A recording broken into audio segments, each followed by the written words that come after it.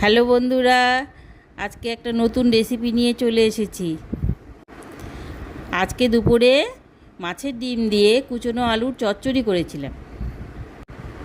চলো তোমাদের সাথে রেসিপিটা শেয়ার করে নিই। প্রথমে কড়াইয়ে তেল দিয়ে হলুদ লবণ মাখানো ডিমগুলো ভেজে নিলাম।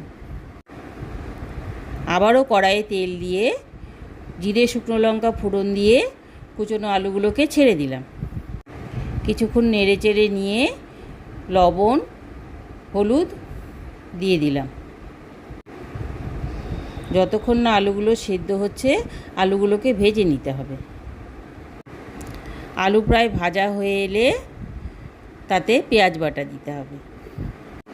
পেঁয়াজ বাটা দিয়ে কিছুক্ষণ নেড়ে চেড়ে নিতে হবে।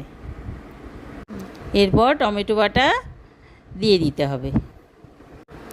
একটু নেড়ে চেড়ে নিয়ে জিরের গুঁড়ো, লঙ্কার গুঁড়ো, ধনে গুঁড়ো দিয়ে দিতে হবে। যতক্ষণ না কাঁচা মশলার গন্ধ চলে যাচ্ছে ততক্ষণ আলুগুলোকে ভেজে নিতে হবে। প্রায় 5 মিনিটের মতো আমি আলুগুলো ভেজে নিলাম।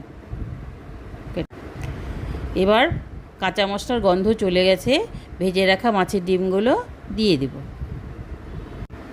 আবারও প্রায় 5 মিনিটের মতো আলু আর মাছের ডিমগুলোকে ভেজে নেব। এবার আমি একটু হালকা জল দিয়ে দিব।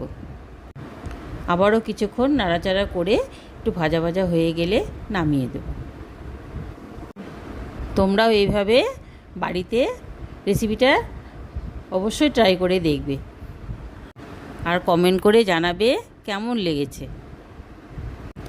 আজকের মতন আসছি বন্ধুরা, তোমরা ভালো থেকো।